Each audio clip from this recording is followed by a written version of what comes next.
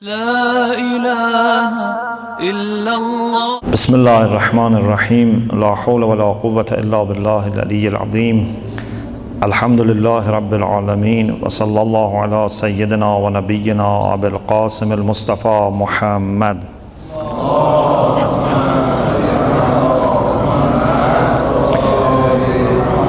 وعلى آله الطيبين الطاهرين، لا سيما بقية الله في الأرضين، أجل الله تعالى فرجه الشريف وجعلنا من أعوانه وأنصاره.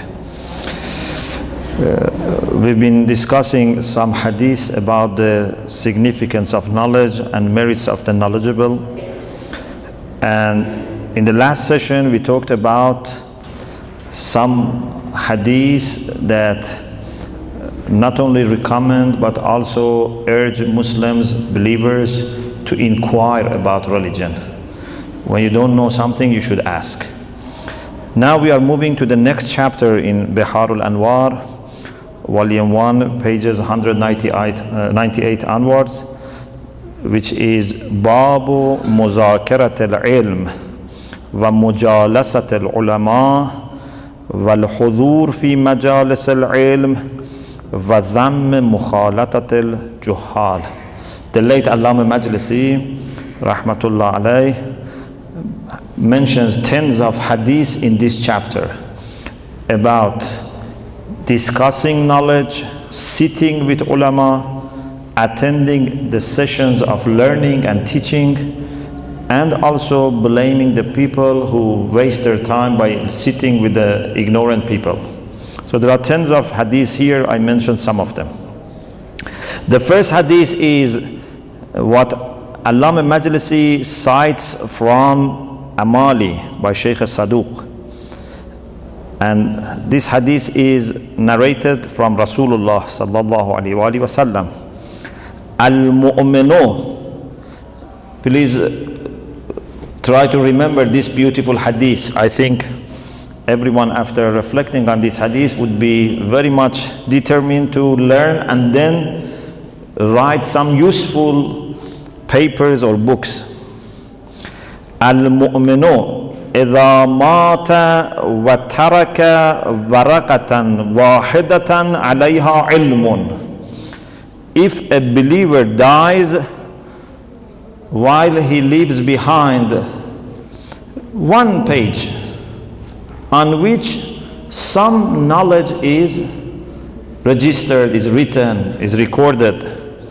So imagine maybe few hadiths, few, ideas, some beautiful points. Just one page. تكون تلك الورقة يوم القيامة سترا فيما بينه وبين النار. This one page, which has something useful, and of course it's written with the pure intention, not something which is written in the order to show off or to, I have some publications or to get money. Something for the sake of Allah subhanahu wa ta'ala you write, and then people find it useful and benefit from what you have written. On the day of judgment, this page would stand between you and hellfire. Would be a barrier between you and fire. You would not be harmed by fire. وَأَعْطَاهُ اللَّهُ تَبَارَكَ وَتَعَالَى بِكُلِّ حَرْفٍ مَكْتُوبٍ عَلَيْهَا مَدِينَةً. And for every letter that he has written on this page, Allah will give him a city. أوسع عليها أوسع من الدنيا 7 مرات. Not a little town, not even a large town in our understanding and our scale. Allah will give him a town which is 7 times larger than dunya. Because as we said before about some of the hadiths about the rewards of the ulama, we said you cannot really compare dunya with anything from akhirah. Even a little reward from akhirah is better than all dunya, because all dunya is something material, and mata'ud dunya qalil. But when it comes to reward of akhirah, Allah says ajrun azim, ajrun kareem, ajrun kabir. But dunya is qalil. So what Allah gives to a person who writes something useful is better than dunya with everything which is in dunya. وَمَا مِن مُؤْمِنٍ يَقْعُدُ سَاعَةً عِنْدَ الْعَالِمِ. There is no believer that sits for an hour, for example, for a while. Sa'ah is not necessarily 60 minutes. A sa'ah can be a portion of time, for some time. No mu'min, no believer sits with an alim for some time, for an hour, for example. إِلَّا نَادَاهُ رَبُّهُ عَزَّ وَجَلَّ. Except that Allah subhanahu wa ta'ala, his Lord, would call him. So this is what Allah says to such person. A person who has sat with an alim. Jalasta ila habibi. You sat next to my friend, my beloved. وَعِزَّتِي وَجَلَالِي لَأُسْكِنَنَّكَ الْجَنَّةِ مَعَهُ. By my dignity and glory, I am going to make you sit with him in heaven. La uskinannaka, in some version, la askantuka. It's the same. I'm going to make you able to sit with him in heaven. Wala ubali, and I don't care. I don't care whether you are in his level or not. I don't care what other people may say about this. Because you have shown love to this alim, respect to this alim, and wanted to benefit from him, you will be with him. This hadith is very important hadith. I don't want to stop on one hadith because my idea is to read as many hadiths as possible. But just I want you to reflect on some points. First of all, the significance of learning. Learning is very important. Inshallah, as you will see, how learning and remembrance of Allah subhanahu wa ta'ala are taken as two sides of the same coin. Allama Majlisi quotes hadith about remembrance of Allah, about zikr, about religion and being a religious person, and equates them with knowledge. Inshallah, we will see. So knowledge is very important. But also, one nature of knowledge is that it is not remaining with one person. You know, knowledge is like light. If I have light here to read or study, the nature of light is that other people also can benefit. If I have money, I can put money in my pocket and no one else can use it. Yeah? But if I have food, I can eat it, but not everyone else can benefit. But knowledge is like light. Every person can benefit.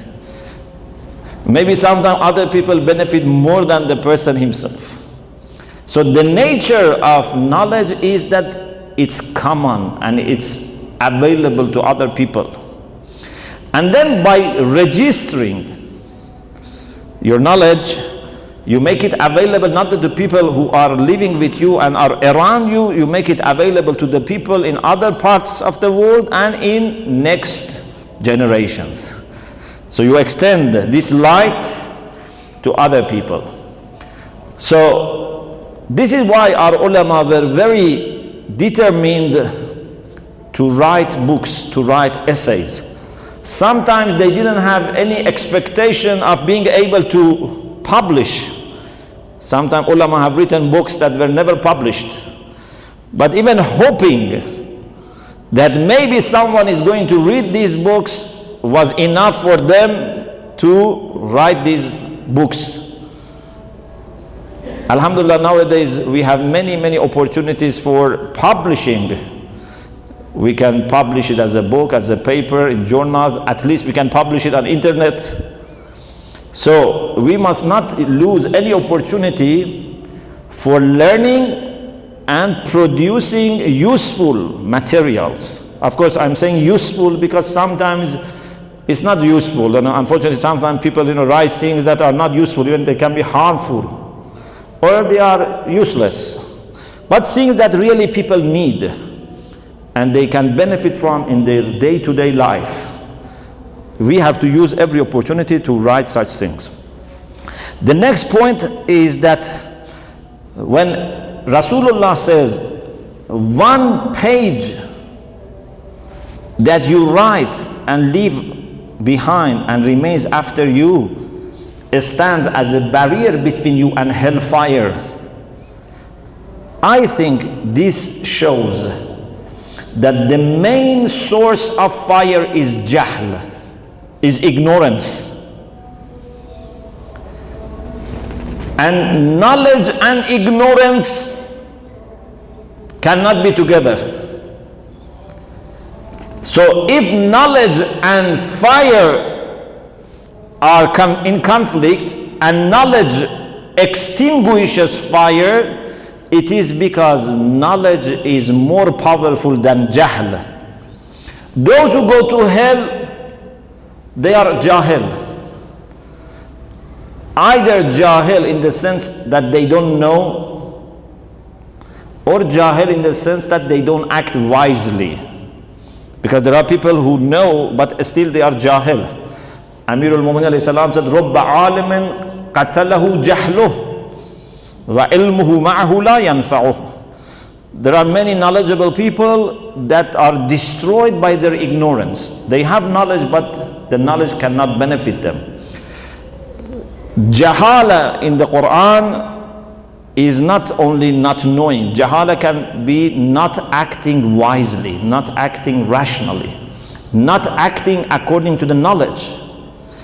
So the main source for suffering is not knowing while you have ability to know, while you had access to knowledge, or knowing and not acting according to your knowledge, not acting upon your knowledge.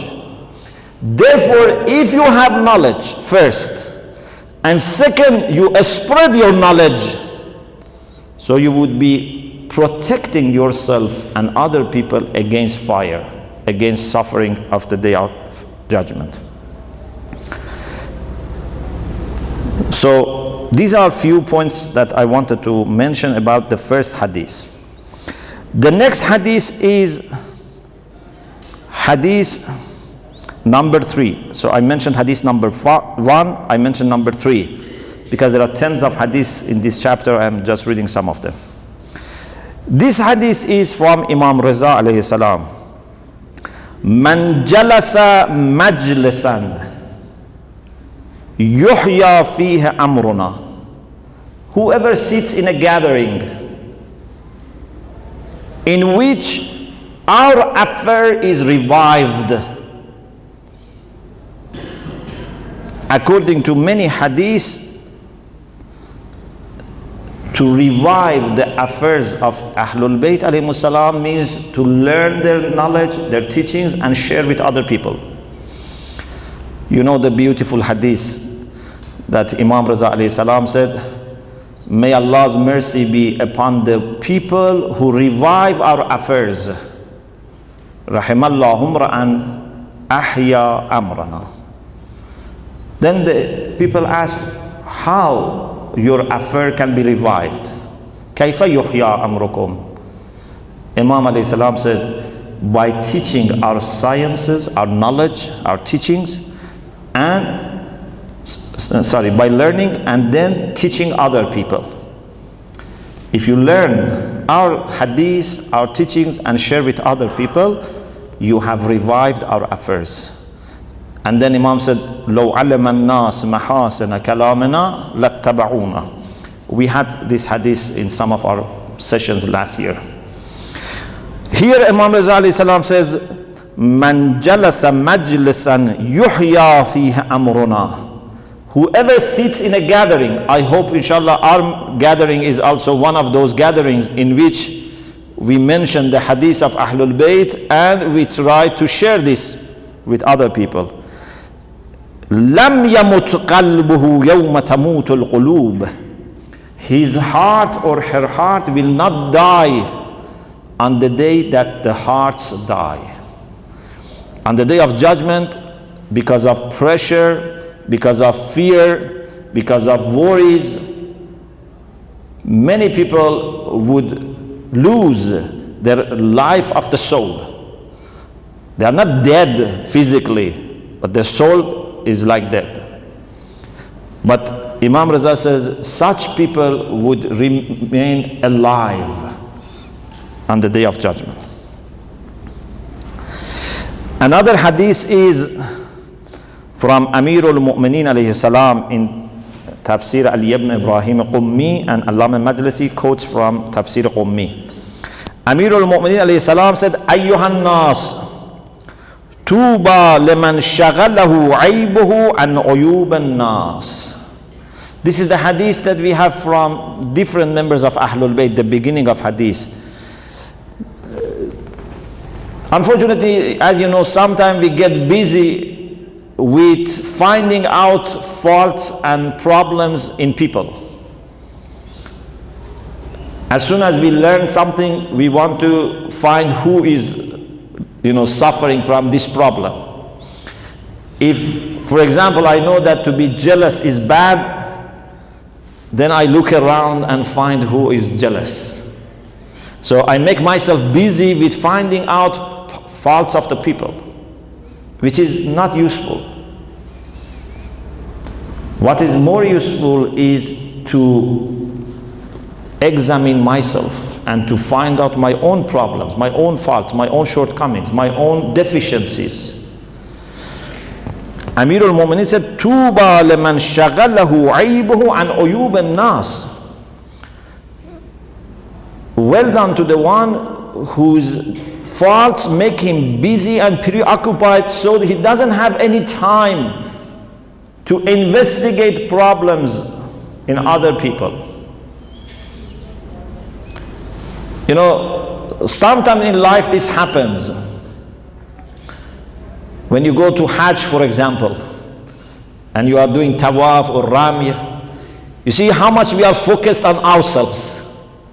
We don't have any time, any interest in finding whose tawaf is okay or not, whose rami is okay, because I know that I have to 100% focus on my own a'mal, my own deeds. Otherwise, my deeds will be void. So the whole life is like this. We shouldn't focus on other people's problems, other people's faults. وَتَوَاضَعَ مِنْ غَيْرِ مَنْقَصَةٍ. After focusing on your own faults, the second thing, which is also related, because if you focus on your own faults, you naturally become humble. When you focus on other people's faults, you naturally think that you are better and you become arrogant. So the second thing is connected to the first. تَوَاضَعَ مِنْ غَيْرِ مَنْقَصَةٍ. He is humble, but without deficiency. There are several interpretations, but I think the best interpretation is he is not humble because he has a problem. Sometimes I am humble because I have done something bad, or for example, I am poor, I am weak, I have no support, so I am humble. But sometimes a person is humble despite all the strengths that he has, all the support that he has. This is important, not to be humble because you are weak. Man tawadha wa tawadha min ghayri manqasa. He is humble without any deficiency, without any problem. The third, وَجَالَسَ أَهْلَ الْفِقْهِ وَالرَّحْمَةِ. He sits with the people of knowledge, with ulama, with talabe, students, scholars, who are the people of knowledge and rahmah. It's a beautiful combination. Knowledge and rahmah. So it shows that knowledge brings softness. Knowledge brings kindness. Knowledge brings tender. And ignorance brings arrogance, harshness, hard-heartedness. This is coming because of jahl. Alim becomes humble and soft and gentle. وَخَالَةَ أَهْلَ الظُّلِّ وَالْمَسْكَنَةِ. He sits with the people of knowledge, with scholars, with learners, and also mixes with the people who are poor, people who may not have any worldly privilege. It's very good to mix with such people, because these are the people that they don't have anyone else to look after them. These are the people who are not arrogant. These are the people whose hearts are very soft and very much loved by Allah subhanahu wa ta'ala. So one of the habits of all the prophets and holy people was to spend some time with the poor people, with the people who are vulnerable in the society. وَأَنْفَقَ مَالًا جَمَعَهُ فِي غَيْرِ مَعْصِيَةٍ. And also spends the money that he has collected and accumulated over time. He spends that money for the sake of Allah. مِنْ غَيْرِ مَعْصِيَةٍ means he has collected this money without committing sin, or he spends the money without committing sin. Perhaps the best is collected money without sin and now is spending, because sometimes money is earned from haram. Then there is no point in giving this for charity, for sadaqah. If money is earned from haram, even spending it can be more sinful. Imagine, there is a poor person that all his life he has not eaten from haram, and I have some haram to give him. I am feeding his body, but I am harming his soul. I must not give haram money to someone, even if that person is in need of money.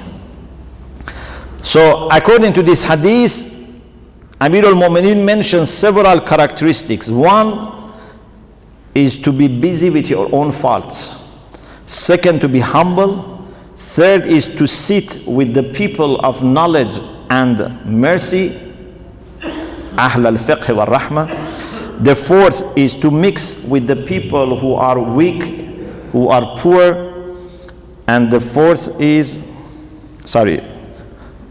sixth is to spend the money that you have accumulated not from haram.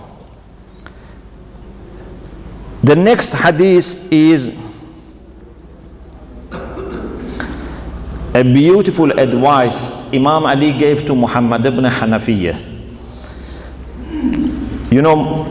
Muhammad ibn Hanafiyyah is the son of Amir al-Mu'mineen, but not from Lady Fatima. And Imam gave him this wasiyah, this will.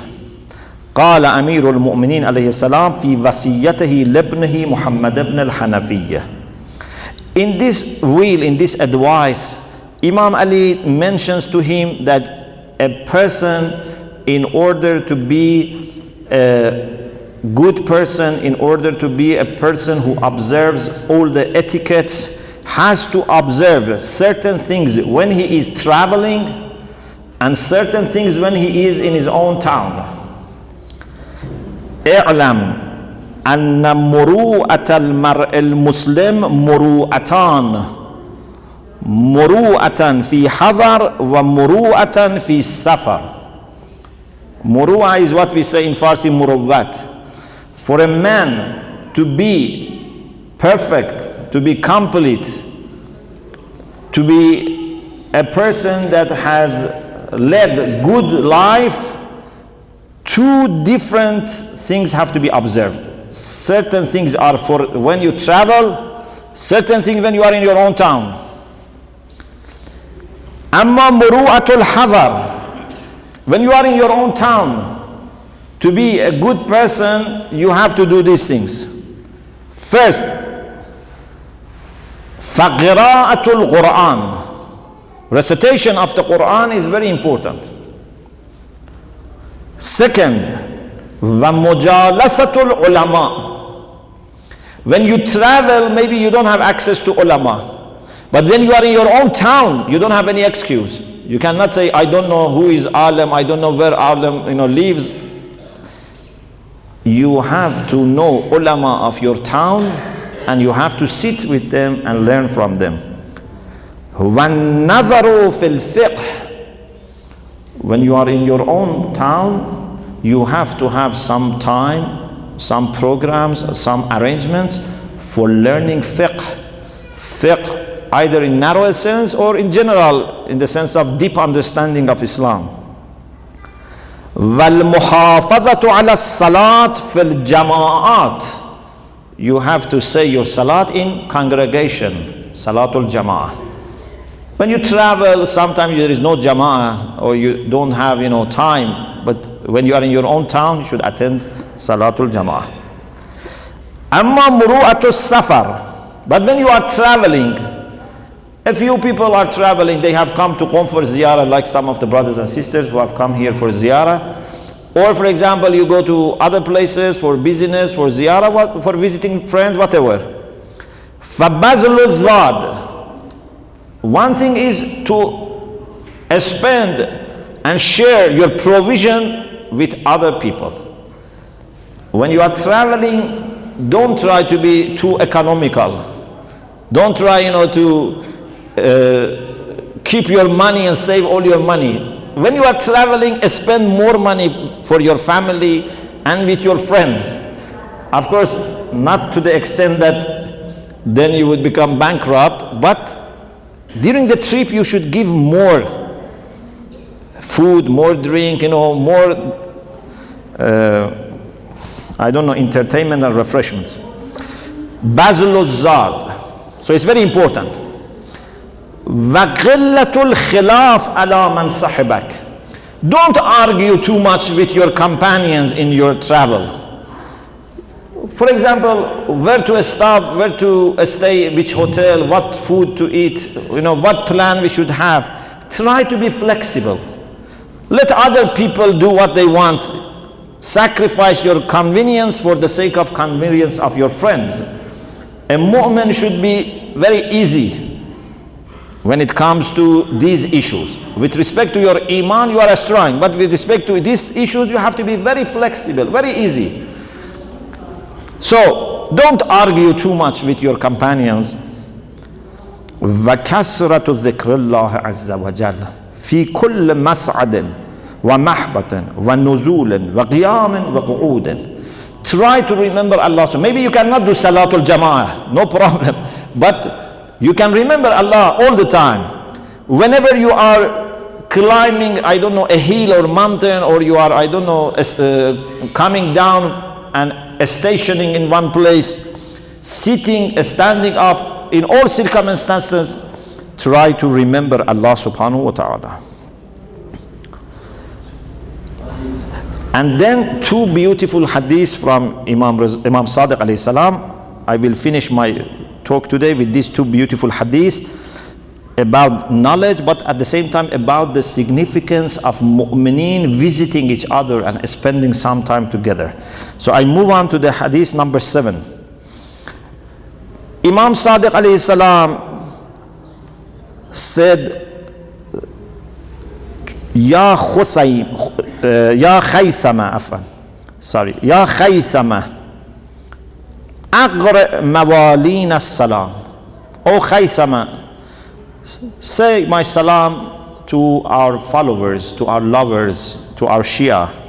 Say my salam to them. Now we should say wa alaykum as-salam. Wa usihim bi taqwallahi al-azim azza wa jal. And advise them. It means this is my advice for them, to observe requirements of taqwa, to be pious. وَأَنْ يَشْهَدَ أَحْيَاؤُهُمْ جَنَائِزَ مَوْتَاهُمْ when one of our followers dies, those who are alive should attend the funeral of the dead person. It's a very important right of a mu'min upon other mu'mineen, that if someone dies, you attend his funeral. But this is very important.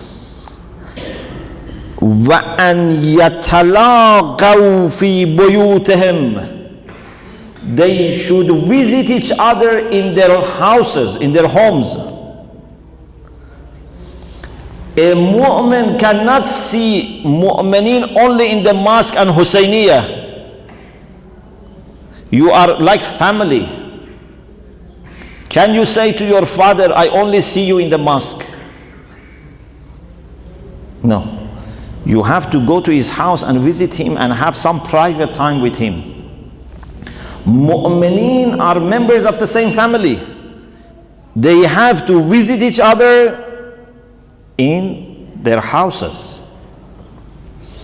As we have in Dua Nudbe, we say, هل من جزوع فأصاعد جزعه إذا خلا. Not only in public, إذا خلا, when he is alone in private. So Imam Sadiq asked us to show our commitment to Ahlul Bayt alayhimus salam by visiting each other, having a cup of tea together, having a meal together, or maybe nothing to eat and drink, just spend some time together in our houses, because this would strengthen the community. This would not let shaitan to penetrate. Shaitan very much wants to spread hatred and suspicion among mu'mineen. But when we meet, when we shake hand, when we sit face to face and talk to each other, then shaitan cannot do anything. Then Imam said, look at this hadith. فَإِنَّ لُقِيَّاهُمْ حَيَاةُ أَمْرِنَا. The meeting of the Shia with each other revives our affair. When you meet each other, it's not something simple. It's a means for continuing the path of Ahlul Bayt alayhimus salam. Unfortunately, we are not very strong in this side. When it comes to the ties of brotherhood, when it comes to very personal and intimate relation between mu'mineen, we don't give it a priority. We think everything is what we do outside, what we do in the public. But this personal relation between mu'mineen is very important. Then Imam Sadiq alayhi salam rafa'a yadahu. He raised his hand and he said, Rahimallahu ra'an ahya amrana. May Allah's mercy be upon the one who revives our affair. So if you visit each other for the sake of Allah, Imam's dua would include you.